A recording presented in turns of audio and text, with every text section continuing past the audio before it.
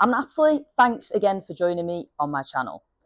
I know in the comments section I quite often ask, is there anything that I can help you with in terms of your golf swing? And one of the biggest questions that a lot of golfers have asked across various videos is more stretches for the golf swing.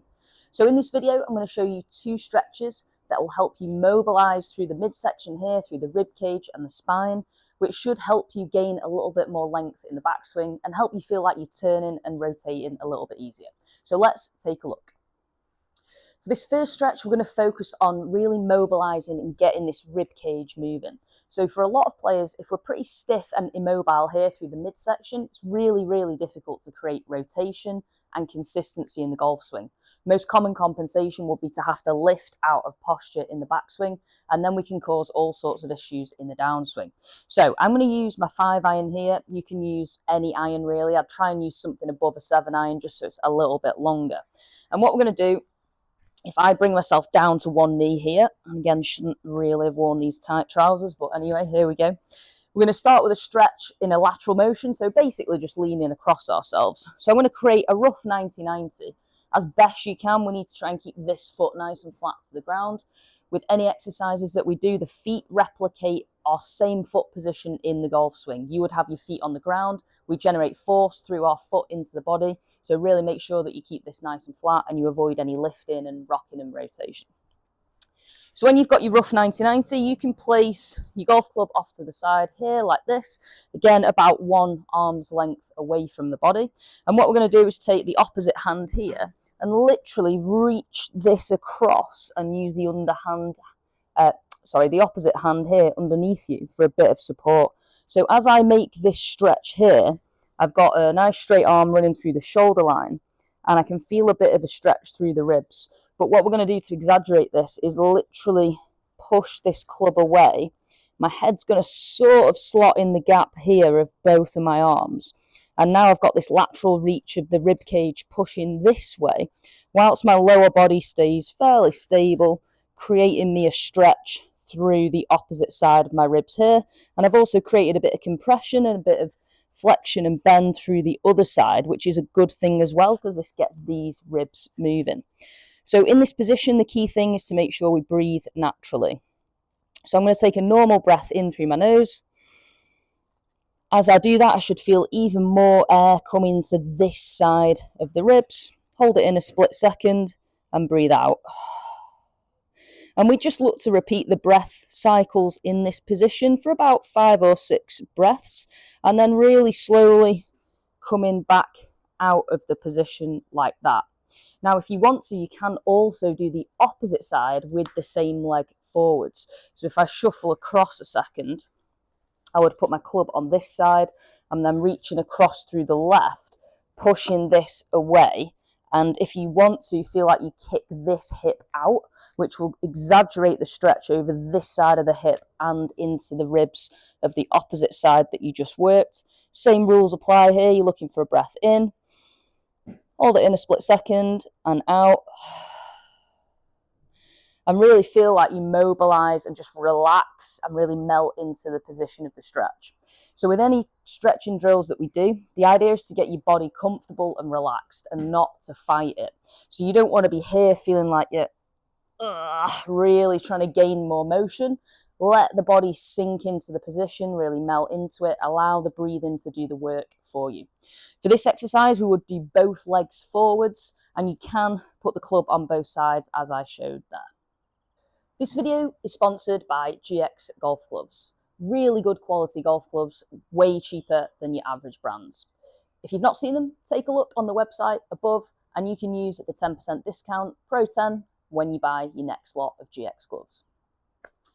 So the second exercise is about lengthening the spine, pushing the pelvis away from you into a little tilted position and allowing the muscles through the back and the glutes to just stretch and relax. So I'm going to use the teaching chair here in the bay.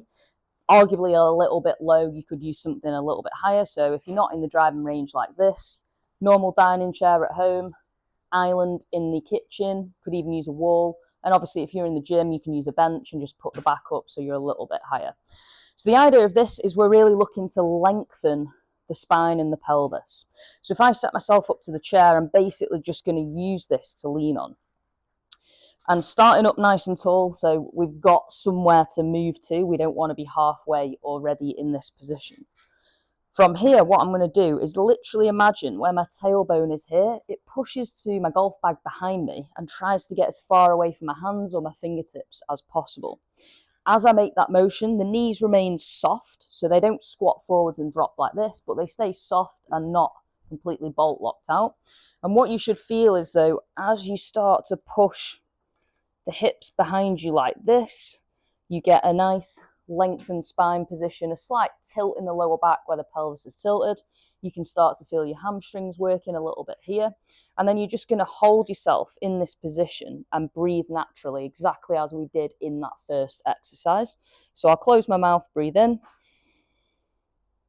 Hold that in a split second. I feel all my ribs fill with air. Breathe out. And everything just relaxes and deflates.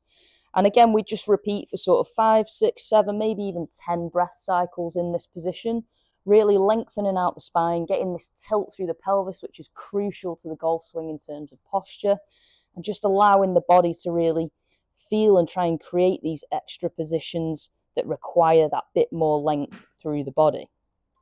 So what we do want to avoid with this exercise is curving the spine the opposite way.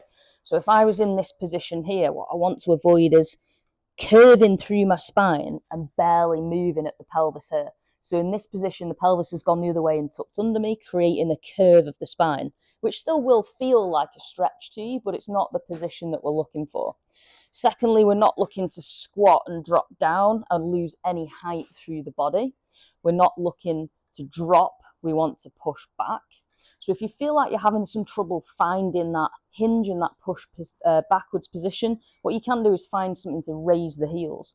So if I just bring the chair backwards a little bit here, I could just pop my toes on the edge of the mat, which naturally forces me back onto my heels straight away because I'm tilted backwards a little bit.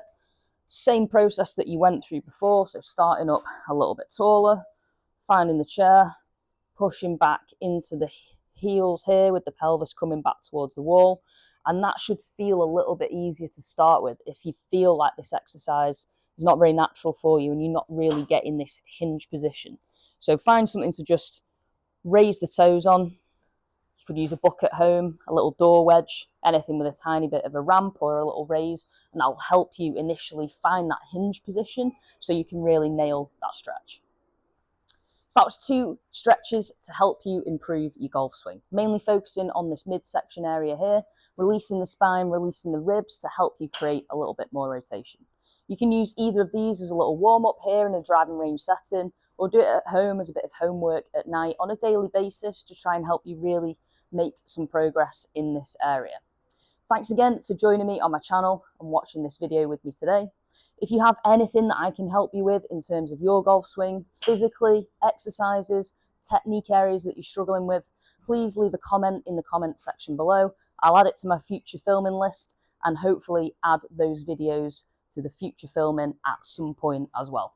Hit the thumbs up button if you enjoyed this, and I'll see you next time for a brand new video.